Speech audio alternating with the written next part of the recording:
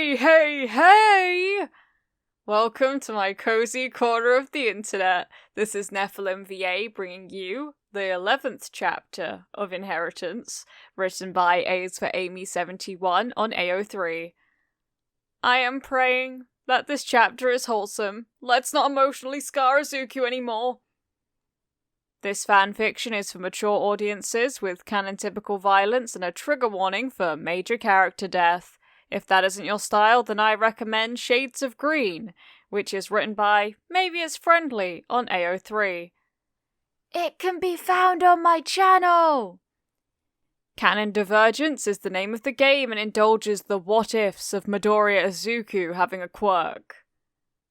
With that being said, the chapter summary is as followed. Izuku's junior internship comes to an end, and he starts at a new school, where things go smoothly, until they don't. Now I implore you to sit back and relax, whilst I read to you.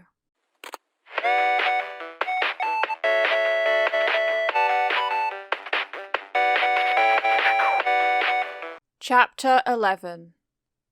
All Might was wearing his hero costume and looking like his old self when Izuku arrived the following day. Instantly worried, the hero was quick to reassure him that he was merely attending a public event, and there would be nothing more strenuous than signing autographs and taking pictures involved. Izuku felt a sense of relief to know that All Might was not on the job, which was a strange feeling. Izuku only had a week left of his junior internship, but Gran made the worst of it by making him play tag with both himself and Sir Night-Eye, who used his quirk to figure out where Izuku would be at any given moment. In addition to constantly flying at him at any given moment, no matter what else he was doing at the time. On the final day before school started again, Sir Night-Eye gave him several books that he expected him to read that dealt with ethics, history, and law. They didn't look like any books a 10, almost 11-year-old would be expected to read in normal circumstances. Even though his daily trips to Might Tower were over, there were still weekends and holidays where he could be getting refresher sessions from time to time. Other than that, he was urged to pursue a full and happy school life. Izuku thanked them all for the amount of time that they had taken out of their busy schedules to teach him. He knew that they had done it mostly because they were afraid that his quirk would eventually make him too powerful if he wasn't educated on right and wrong, and given strong role models to keep him on the right path. Still, he was grateful even though he couldn't brag about it to anyone. He would go back to his weekly gymnastics class and normal housekeeping for now. It almost seemed anticlimactic. He didn't have high expectations for school, being a new kid in a class of students that probably had been in class together for years and had established friendships and cliques in place. He did find most of them to be friendly though, and got along fine with most of them. Belonging to a club was a mandatory part of the school's curriculum. He actually thought the cooking club sounded fun, but he was invited to join many of the sports teams since he was so physically fit.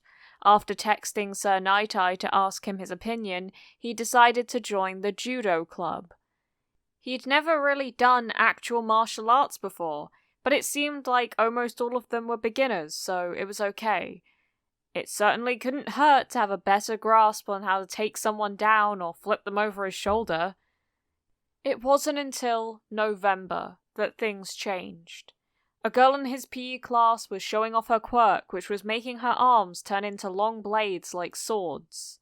In a careless moment, she twirled around and accidentally sliced Izuku's leg through his pants, across the middle of his thigh, causing boys and girls alike to panic. There was a lot of blood, and the adults wouldn't listen when Izuku told them he shouldn't be taken to hospital. An ambulance was summoned while the school nurse kept pressure on the deep gash. The girl responsible was wailing hysterically, apologizing repeatedly, while her friends tried to calm her down. Izuku had tears in his eyes from the burning, stinging pain, but was more concerned that no one was listening to him about the hospital. Luckily, Izuku had his phone in the pocket of his gym pants. It was really against the rules to carry one at school, but his father and Sir Night-Eye had insisted that his was a special case, and that it was best to have a way to communicate in an emergency.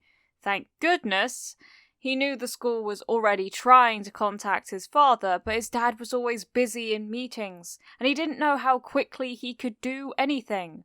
Once the paramedics had wrapped his leg tightly and loaded him into the back of the ambulance, he pulled out his phone and dialed Sir Night-Eye's private number. "You have an emergency?" was the answer as soon as the phone was picked up after only 2 rings. "I got hurt at school and they're taking me to the hospital. They won't listen to me when I say I shouldn't go," Izuku said without preamble. "Which hospital?" Izuku asked the paramedic and then relayed the name. "Someone will come for you as soon as possible." The line went dead after that, and Izuku pocketed his phone once more. He had done what he could, and the rest was out of his hands. Unfortunately, the hospital was not a very long drive from the school, so they got there quickly. Izuku was taken into an emergency room, which was relatively busy since there had apparently been an apartment fire that had several injured people. Izuku was deemed a lower priority than some, and the gurney he was sitting on was pushed up against the wall of a corridor where other recent arrivals were taken to await triage. He fidgeted and looked around at all of the people busily moving around the different rooms. He wondered if anyone would notice if he just slid off the gurney and limped his way out the back door. He didn't quite have the nerve to try it, and his leg had begun to throb in time with his heartbeat. He didn't think he'd get far. He felt a shiver skate up his spine as he saw a man with badly burned arms being guided past in a wheelchair. A few minutes later, he felt a chill again as a small child was wheeled past on a gurney, much like the one he was seated on. The child didn't appear to be burned, at least. It was only a few minutes more before an orderly came down the corridor with purposeful strides while pushing a wheelchair and calling, "Midoriya, Izuku!" Midoriya raised his hand high in the air and nodded when the man confirmed who he was. "You're being discharged immediately," the orderly told him. He gently lowered the gurney so that Izuku could stand with his help, then transferred to the wheelchair where his leg was elevated for him. He was pushed through the lobby to where Sir Night-Eye stood waiting at a desk for his turn to speak to the woman receiving inquiries. "I'm sorry, sir, but I can't understand you," the woman at the desk was saying in distress. "My daughter. She was brought here. I must find her. Her apartment caught on fire," the man said frantically, wringing his hands and near tears. "I told you I can't," the woman began to repeat. "He wants to see his daughter," Izuku told the woman as the orderly rolled him to a stop beside Sir Night-Eye. "You can understand him?" Sir asked curiously. "Yes," Izuku said, making it more of a question. The man was upset, but not so much that he couldn't be understood. "Can you ask him his daughter's name?" the woman asked Izuku. Izuku asked the man, feeling a little foolish. The man seemed excited by this and answered, Bitna Park." "Bitna Park," the woman repeated. "She's in the 3rd bay being treated for smoke inhalation right now." Izuku told the man what the lady said. The man nodded eagerly and turned back to Izuku. Thank you so much." He shuffled off to find his daughter, and Izuku looked at Sir Night-Eye in confusion.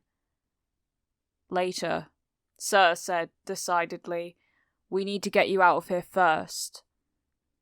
He made short work of the discharge and was soon rolling Izuku out of the front door of the emergency room to where his car was parked. Gran was sitting in the passenger seat, but hopped out to open the back door. They helped Izuku in, keeping his injured leg as straight as possible. Once Sir Night-Eye was back behind the wheel, they pulled out and away from the hospital. "Sorry to trouble you," Izuku said somewhat sheepishly. "I know you're busy." "You called a hero for help," Gran told him from the front seat. "That's what you're supposed to do." "I reached your father and let him know what was happening. He agreed that it would be best for us to pick you up since we're the closest. We'll take you to a clinic that can treat your cut that's not attached to a hospital. If they can't help, we'll call in a favor from Recovery Girl. Though, we'll get an earful for it if it comes to that." Izuku gritted his teeth and nodded. His leg hurt more now that he'd had to move around a bit, and was looking forward to some pain relief. "How long have you been able to speak Korean, Izuku-kun?" Sir asked as he drove. "You speak Korean?" Gran asked, sounding confused. "No," Izuku told him. "I don't." "I think you'll find you're wrong about that," Sir said. "Huh?" both Izuku and Gran said in unison. "I think we were a little late getting Izuku out of there," Sir told Gran. "What does that mean?" Izuku asked, still confused. "You were speaking Korean to that man at the hospital who was looking for his daughter. You didn't realize you were speaking another language?" "I was? How's that even possible?" Izuku asked, amazed, then, "Oh." "I'm afraid so," Sir said, making eye contact with Izuku through the rearview mirror. "We'll have to do some testing to see if it's just Korean or if you can speak other languages as well. You might just be a polyglot now." "A poly what?" Gran asked. Izuku was glad he'd asked, so he didn't have to. He was already feeling a little dumb. "Someone who's naturally fluent in several languages," Sir supplied patiently. "Is there a way to find out through hospital records who died and what their quirk was?" Gran asked. "Possibly, though we may be hindered by the personal information laws. It might just be faster to have him listen to different things and see if he understands them." Izuku's head hurt just thinking about it. A 10th quirk? It was beginning to sound really ridiculous and was almost embarrassing at this point. "There are worse things he could have picked up, I suppose," Gran finally said, grudgingly. Izuku sighed. They arrived at a clinic a few minutes later, and Izuku was seen almost immediately. The doctor on staff was a nice woman who recognized the sign of pain etched in Izuku's features, and gave him a shot of something that made him feel a bit floaty, and took most of the pain away. Then he was given something called nitrous oxide through a tiny mask that fit over his nose, and made him feel even stranger. He watched with detached interest as she expertly matched the edges of his wound together and used 10 staples to hold it shut. About the time that she was putting a protective dressing over it, Izuku's dad arrived, looking worried. Izuku didn't remember too much about any of it. Once Izuku was allowed to leave the exam room, they guided him out to his father's car. He was still a little out of it from the medication he'd been given and resting his head back against the seat. He was sitting at an angle because of the splint keeping his leg still, and his pant leg had been cut away, but he couldn't seem to summon any emotion about it just now. He watched in odd fascination as Sir Night-Eye spoke to his father in the parking lot for a few minutes, then drifted off to sleep for a while. Izuku woke up when his dad gently shook his shoulder. He opened sleepy eyes to find they were in a parking garage and realized that he had slept all the way home from school. No, the doctor. He'd gotten hurt at school and all kinds of things had happened. Did you know I could speak Korean? He asked his dad fuzzily. His dad chuckled a bit as he gently extracted Izuku from the car, trying not to jostle his leg. That's what Sir Night-Eye says, his dad answered. I'm sorry I couldn't get to you sooner, Zoo. It's not your fault, Izuku said, leaning on his dad as they shuffled to the elevator together. You gotta work. How are you feeling? His dad asked as the elevator ascended to their floor. Tired, Izuku said. A bit weird. No pain? His dad asked. Nope, Izuku said, trying his best to help his dad propel him down the corridor to their apartment. It was hard because of the splint on his leg and the muddled feeling in his brain. He didn't like either. Finally they got inside, and Izuku was settled on the couch, where he promptly fell asleep. He didn't wake for a couple of hours, but had a much clearer head than when he'd started his nap. Izuku winced as he sat up, and the splint on his leg tugged a bit, causing his wound to twinge with pain. His movement caught the attention of his father, who had been sitting at the table with paperwork spread around him and his laptop open. How are you feeling? Okay, he said automatically, then amended his answer to, a little sore. I remember up to the part where Sir Night-Eye and Gran Torino took me to a clinic, but the rest is...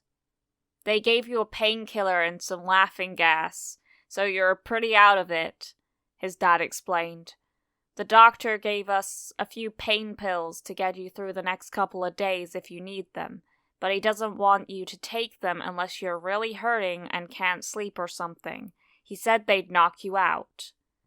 I think I'll be okay for now, Izuku said, adjusting his weight to lever himself to his feet. He shuffled down the hall to the bathroom, and when he returned, he'd noticed that it was already late afternoon. I'm going to make something to eat, he told his dad. Are you hungry too? I don't know if you should be on your feet for too long, his dad said doubtfully. I can order something to be delivered. Izuku agreed, and they ordered pasta from a nearby shop. Izuku looked over all the stacks of papers around the table, so he took a sheet of blank printer paper and began to doodle on it while his father continued to work. When his paper was full of doodles, he reached over for another sheet, and accidentally swept one of his father's documents to the floor. It took him some effort, but his balance quirk helped him reach it without falling. He picked it up and took another clean sheet of paper, and then blinked. He stared at the paper he'd taken to doodle on, and saw that it was covered in writing. Had he picked up another document? He set it down and picked up another blank sheet, only to find that printing suddenly appeared on it too. Dad? Izuku said apprehensively. His father tapped a few more keys on his laptop before looking up. Something's happening, Izuku said. His father looked at what he was holding. Oh, that's for a presentation I'm going to be... Why are there 3 of them? He took the sheet from his son and picked up the other 2 copies with a frown. They were all identical. Watch, Izuku said. Moving with exaggerated slowness, he reached out and picked up a blank sheet of paper, and it again filled with text, identical to the last 2. They both frowned in confusion. How did you? His dad asked, then, Oh no. Another one? Izuku practically wailed. Seriously? What else could it be? His father reasoned. Izuku huffed. If he had to keep getting quirks, shouldn't he at least have the good luck to get something useful for hero work? He supposed the Korean one was okay, but human copy machine? And how did he turn it off? Show me what you were doing when this started, his father instructed. Izuku thought about it, and they figured out that after he touched the document in question, he then touched a blank piece of paper. it had copied onto the blank paper. "Let's try this," his father said, rummaging through different papers. "This one's not important. Touch the document again, then this paper." He held a paper that already had printing on it. He set it in front of his son and watched as Izuku touched the original document, then the one his father had set down. It copied right over the existing print, making a jumbled mess of kanji all over the paper. "Interesting," his father said, examining the paper. "Try touching a blank paper first, then touching another blank paper." Izuku did as he was told, and was relieved to see that both papers remained the same. "One copy per touch, maybe?" his father muttered to himself. He pinched his lower lip and began discussing matter intently with himself in a low voice. If he has to touch a blank paper to erase the first paper, does that mean he has to do that with everything he touches? What if he touches a blank paper, then a paper with writing on it? Does it erase? Can it be done at will, or is it just automatically triggered? Does he have to touch it with all 5 fingers, or is it a single point of contact? "Dad!" Izuku said patiently, used to this sort of thing. He wasn't really aware that he often did this himself. Sorry, it's just really interesting. Do you mind experimenting with it a little more, or is it tiring?" "It's not really tiring physically," Izuku confirmed. "It just seems like a boring quirk to have." "They can all be great, son," his dad said with a small chuckle. "I can't believe your mother and I used to worry that you didn't have a quirk at all, and now you have 11. "I can't believe it either," Izuku said a little grumpily. "I sound like some overpowered character in a manga or something." "That's not true," his dad denied, shaking his head. "Most of the quirks you've gotten never even get used more than once or twice a month or so. It's not like you shoot lasers out of your eyes or something." "Don't jinx me," Izuku said seriously. They experimented a bit with the copying quirk and found that it did need 5 fingers to activate, and that it only worked on paper that they could tell. They didn't have a canvas or anything like that to test it out on. Their early dinner arrived, and Izuku gratefully ate his fill of pasta, putting aside thoughts of his new quirks for a while. According to his father, the doctor would take out his staples in about 10 days, and until then he had to take it easy. The splint strapped around his leg needed to stay in place for at least 3 days. He would have to cancel his gymnastics classes, and confine his exercises to upper body until then. He hoped there wouldn't be any more days like this one, ever. Thank you so much for watching this video. I appreciate all the support you've given me. Poor Izuku. You'd think the little dude would get a break, but alas, 2 new quirks are in his possession now. All credits go to the original creator of this fanfiction. A is for Amy71 on AO3. I'd highly appreciate it if you gave this video a like, you subscribe to the channel, and you hit the notification bell to be notified of when I next upload. There is no pressure to do so though. Thank you for visiting my cozy corner of the internet. Keep growing my sunflowers. Mwah.